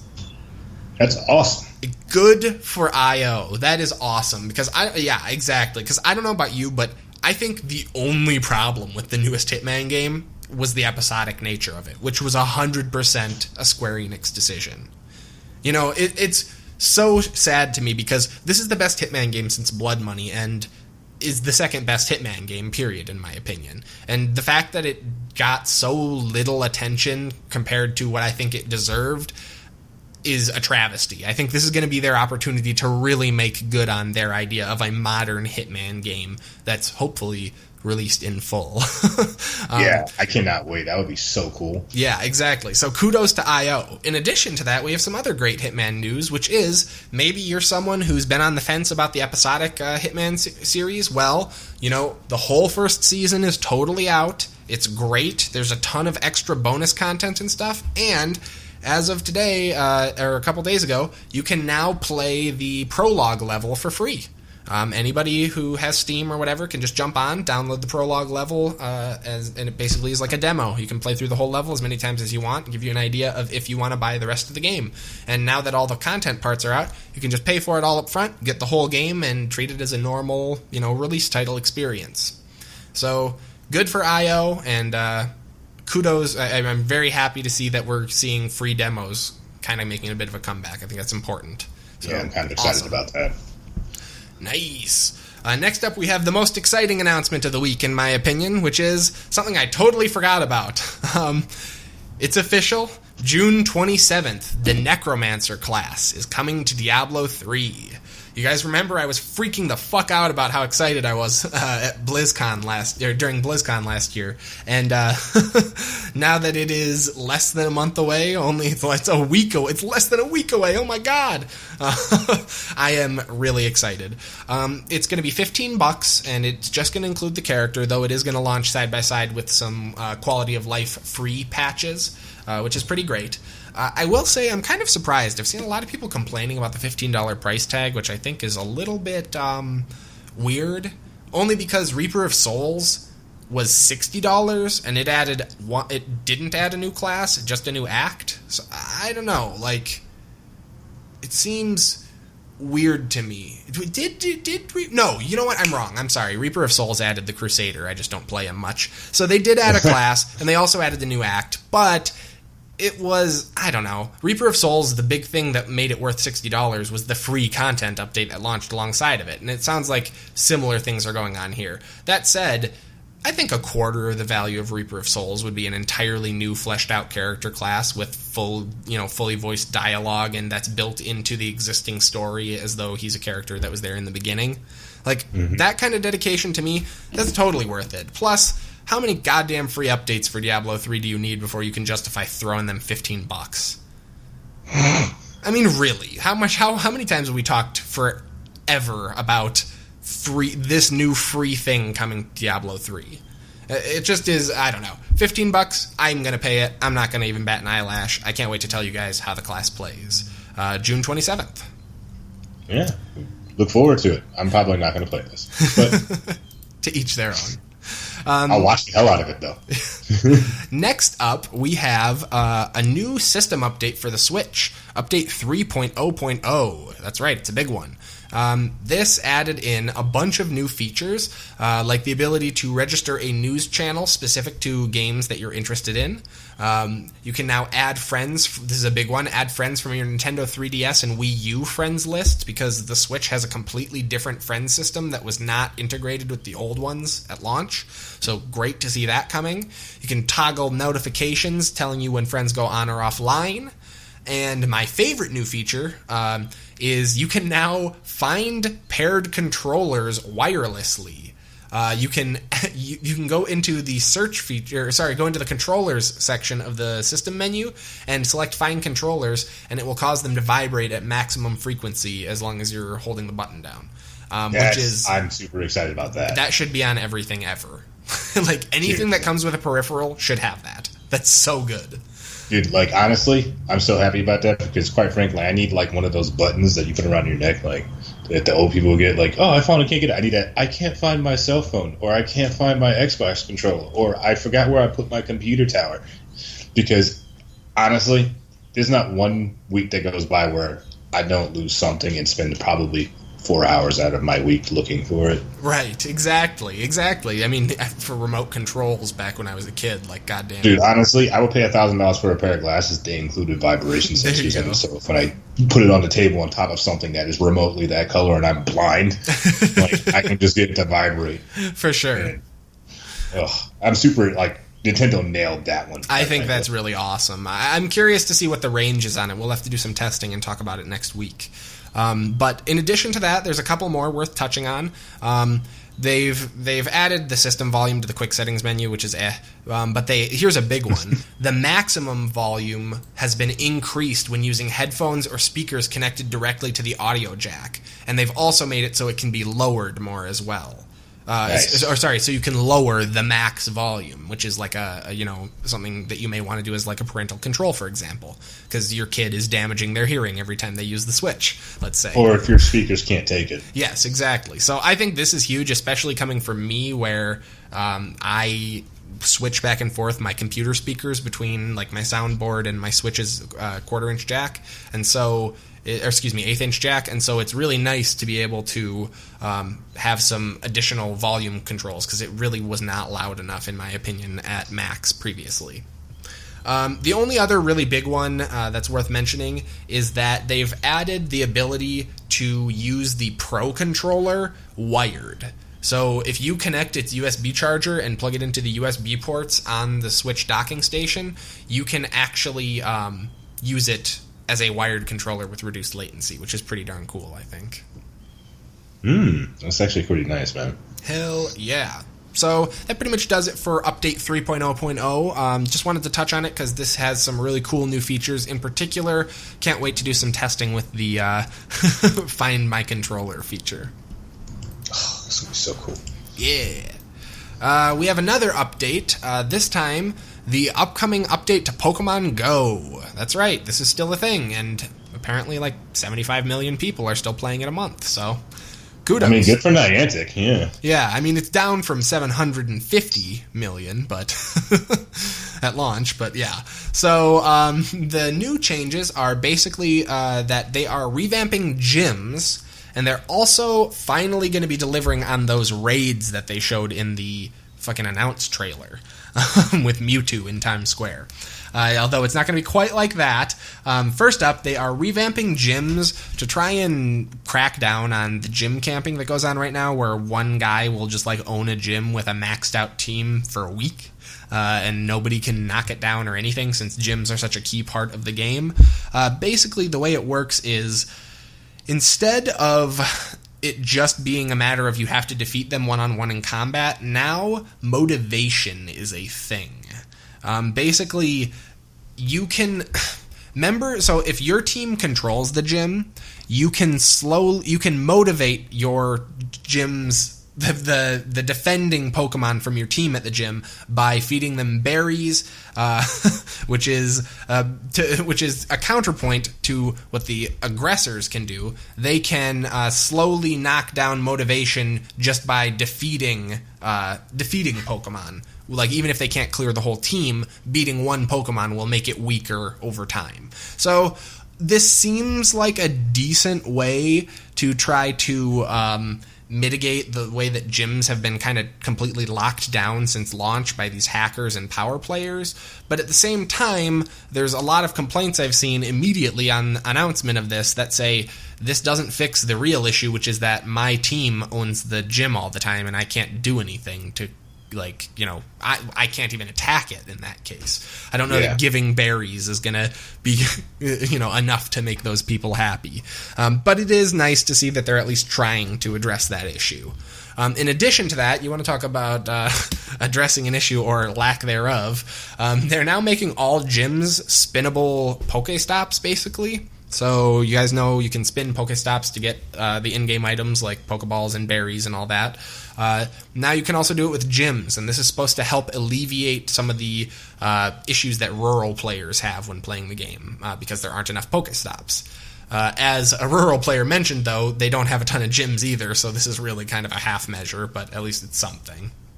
It does, though, give equal benefit to city players who have a ton of gyms around, so it may just increase that gap even more. We'll see. Also, raids. This is going to be coming further out, but is also going to be coming in an update in the next month or two, it sounds like. Basically, they're going to make it so that you can team up with nearby players to try and take down big Pokemon that have boosted up, like, CP levels, which is kind of cool. And once you defeat the raid boss, you get some items, you get a good amount of experience, and you have a chance to capture it. However, you do require a raid pass to play the raid. And raid passes, you get one every day from a gym, and then besides that, you have to pay microtransactions to get more. So you can only do one a day. See how that one works, because is it one a day from a gym, or is it just one a day? Not clear. Not totally sure. But I will say, it's still troubling to me that, like, the way that this works, I guess this will help mitigate people camping gyms, but the way this works, these raids are hosted at gyms, and when a raid event starts, it just kicks whoever controls the gym out. Mm-hmm. Which is fine, I guess, for freeing them up, but is kind of shitty if you, like, just walked over and captured a gym and you're, like, you know, you've owned it for, like, 4 hours or whatever, and you just get booted by a raid. Yeah, because I don't know if that's a temporary kick or... It sounds like it's a kick. Like, it sounds like you're booted from the gym until you come back out and capture it. Yeah, because when I was looking into it, it just says that it blocks out all gym activities as well. Mm-hmm. So maybe after... Yeah, you have to wait for the raid to end to try to capture it even. So, really? Yeah. I didn't see that part. Well, that's what they're saying. The gym is locked out for all other activities. The other activities would be capturing the gym. You can only do the raid during the raid, is what they're saying. I thought it was that when the raid starts, all gym activities cease, and then all the people who have their Pokemon in there go out, and then you can participate in the raid, and then the gym goes back to normal. Yeah, after the raid, but it doesn't restore their Pokemon at the end. Yeah, I don't know. I didn't say whether or not they did that, so I was like, maybe it just resets back. I did some additional reading, and from what I'm seeing, people are saying it does not, but I don't think anyone really knows because honestly, it's coming in the coming weeks according to Niantic. So this hasn't even been rolled out to like test players yet. The gym update though has. The gym update is already available to select players, though it hasn't been launched for everyone yet. It's going to be in the coming weeks as well. These rolling betas, man. Yeah, they really got to stop because they're just killing their hype dead when they announce these new features, and then like it takes a month for them to come out. Whatever. I'll check it out again. Maybe they need battles, man. That's when I'm really going to get back into it, and they need to just integrate one of the tracking APIs into the game. I don't know. Mm-hmm. Yeah, exactly. Next up, we have kind of a brief just announcement, though I thought you might have a thought on this, Brandon. Killer Instinct is going to be coming to Steam this year now. Basically, we don't have a date or a price, but what was a Windows 10 store exclusive is now going to come to Steam. And I know you have dealt with that situation from both sides, where you've bought Windows 10 store games that then went to Steam and vice versa. And as well as like, you've purchased games that had recently been ported to the Steam library. I'm curious what your thoughts are on this. That's good, man. It's an extra general platform, and I love that it's not using the Windows 10 uniform code that they have for their Windows 10 games. I love the fact that it's going to be executable based. Definitely. It's a little bit of a bummer that it's not going to have crossplay again. What do you think about that? Yeah, that is a shame, but it wouldn't be the first time. Like Windows 10 offered up Call of Duty as well, and I think that's a major mistake in general. Sure. But I am happy to see that it's moving on to Steam, because ultimately it is a victory, because Steam as an open platform for this game is just going to give it a larger audience in general. Mm-hmm. That makes sense. Still, people who are running on Windows 7 don't even have access to the Windows 10 store. So this is good. Definitely. And that's actually a really good point. I don't even think about that sometimes. Not having the latest OS is kind of insane to me, but at the same time, I completely skipped Windows 8, so I get it. What was it? Halo 3 or something was a Windows? It was Halo 2 was a Vista exclusive. That was a disaster. Yeah, you couldn't even play it on 7, which was so shitty. Ugh. Anyways, though, we really got to keep moving here because we're actually already over, but there's one more story that I know you want to talk about, and that is Take-Two. We have seen some of the first real strikes that they talked about at E3 of taking down the modding tools.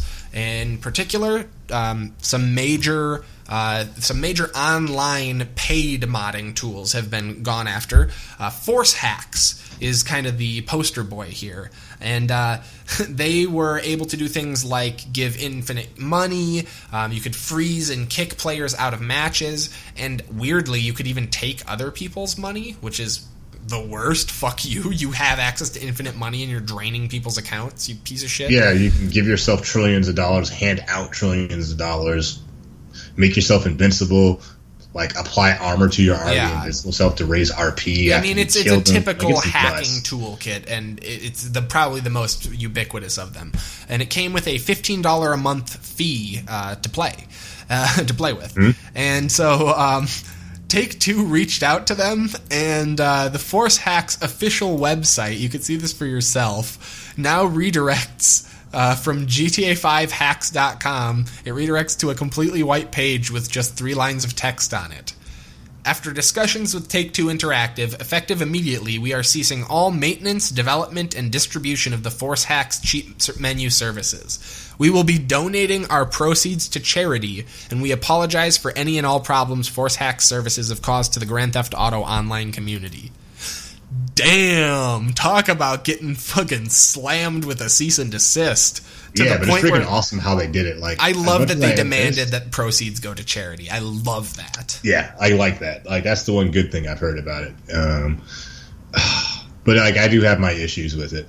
And this is one of the things that kind of turned me off about GTA 5. Mm-hmm. As much as I like that game, I kind of am not thrilled with the online features. When it came out, it was immediately broken. Because of cheaters, obviously. So, this action that was predicted. What, you're saying there's something wrong with it taking a decade to ban it? I'm kind of pissed that like they're killing off the mod community, because that's actually one of the most people learn about mods through like Bethesda, you know, because you've been able to mod ever since like the original, and Morrowind's what made it big, I think. But honestly, I didn't learn about computer mods until GTA Vice City. Sure. You know, and people in some of the information I was reading was like, oh yeah, this is a 10-year scene. I'm like, dog, I've been following this since like 2002. Yeah, definitely. Yeah.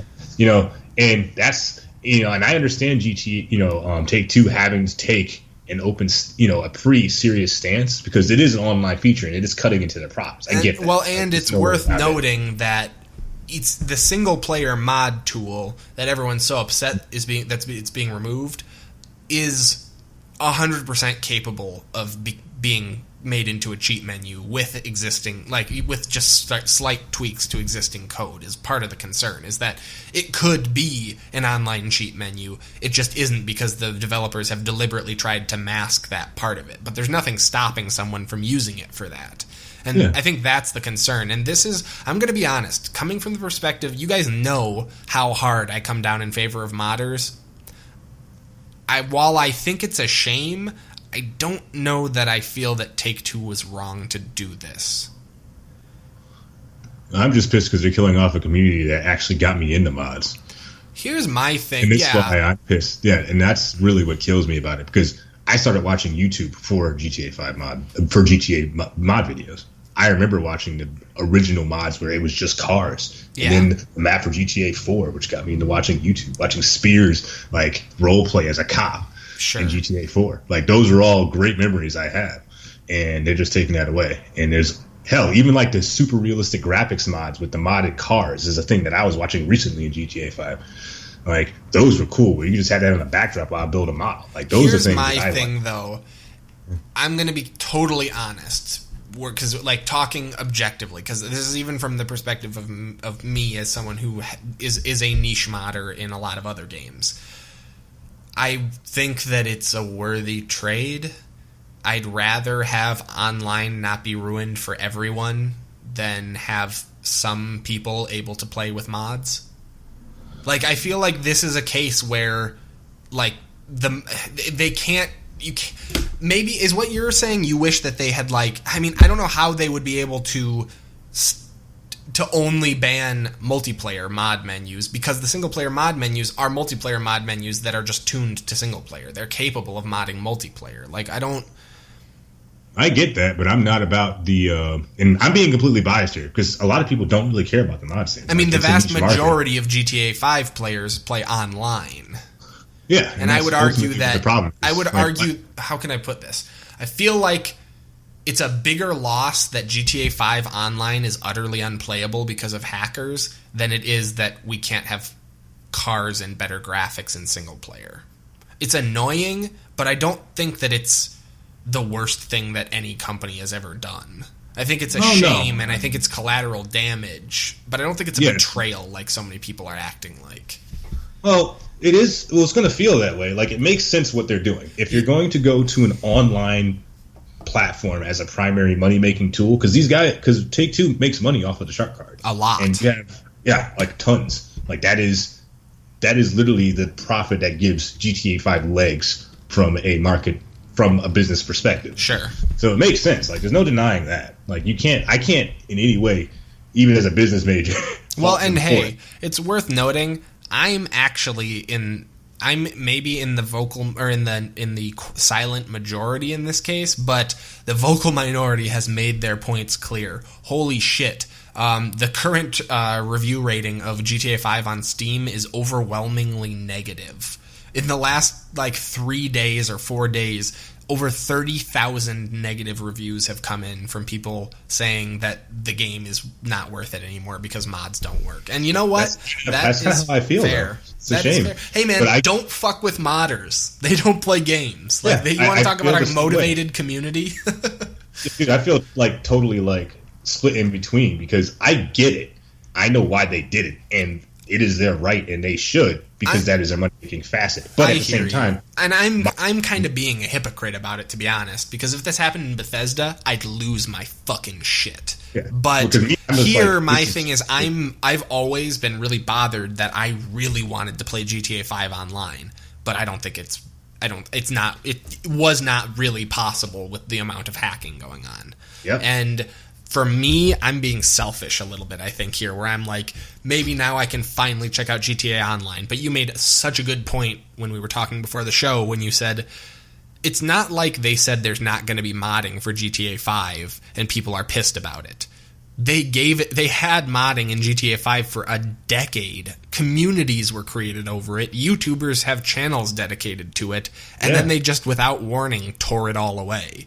That is the bigger concern. Yeah. And while everyone knows mods are all unofficial in that gray area, you could get a C&D at any time kind of thing for a lot of this stuff. Like, since we know GTA 5 wasn't officially supporting modding, it still comes as a shock, you know? Yeah, and it is a shame. Like, we were talking 10 years. I remember, like, screaming at my head of IT in my high school because they wouldn't let the GTA gaming site that I used to go to check out the latest mods on. And this was back in 2003. Fair. So we're talking over 10 years. Like, trying to get that hot coffee mod? Yeah. No. Yeah, no. But then again, that actually makes a good point. So this is... like, the multiplayer aspect of this game in comparison to the other games, mods are fine in 4 and 3 and Vice City and San Andreas because those were all single-player experiences, with the exception of the occasional, at least up until San Andreas, you know, couch co-op that you could do. Mm-hmm. You know, GTA 4 brought in some, like, rudimentary multiplayer, like Chinatown Wars and stuff, but it wasn't that big. And the mod scene was much different, focused on a lot of the realistic cars and stuff. And the cheat menus that you had, aside from the already good ones that were already in there, were solid. But now that we're at this multiplayer platform that GTA 5 is, like again, they're in their right. I just don't like it, and it's killing the series for me. Like, if this is going to be a thing, I'm probably not going to buy the next game, and it's not because I'm protesting. It's just like, you've taken what I love out of it out, and well, that's it. Got to move on to something else. That's pretty funny. Yeah, that's pretty reasonable. Sorry, I said pretty funny because I was reading through. There's a 32,000 signatures on a change.org petition saying that open fork shouldn't be banned. Come on, guys. Like, what? Why? Like, what? The government's going to come in and tell them they have to allow single-player mods? Like, what do you think's going to happen here? Well, yeah, it's a shame, though, because this really is killing the series for me. But, for sure. You know, I understand, and I cannot... in any professional sense, like, fault Take-Two for it. Well, and when it comes down to it, I think both of us are going to buy GTA with or without mods. It just would be nice if they had them. Yeah. It's just a shame the way that they handled this whole thing. I feel like, I don't know, there should be some way that you can, like, opt out of multiplayer and use mods or something. And you know what? That's the other thing worth mentioning. There probably will be, guys. Let's remember this game was not meant to be moddable. That's why, like, it was so fun watching what they've done so far. So I wouldn't be surprised if you start seeing versions of GTA that are like last week's version and it's only for single player or whatever, you know? I'm not advocating that, certainly not endorsing it, but I'm saying I have a feeling there will still be ways to play single player modded versions of GTA 5. We're just going to have to give it some time and see how the community reacts. Yeah, community members will find a way. That's kind of the mantra that we followed all these years. Exactly. So we'll see what happens. Awesome. Well, we are like 15 minutes over normal time, so we're going to wrap things up here. But I hope you guys have enjoyed the show. As I'm sure you can tell, it's been procedurally generated. We hope you've enjoyed listening. Please be sure to check us out on Zone Coverage, as well as iTunes or any Apple podcast app, or really the podcast app of your choice, because let's be honest, everything's on everything now, where you can leave a rating or review. If you prefer to watch on YouTube, you can always check it out on my channel, or check out any of my other videos. I do a lot of Hearthstone and try to mix it up with my Flavor of the Week games as well. And then also you can follow us on Twitter at PG_show so that you can get a notification every time we release new content. Thank you guys so much for listening, and as always, game on.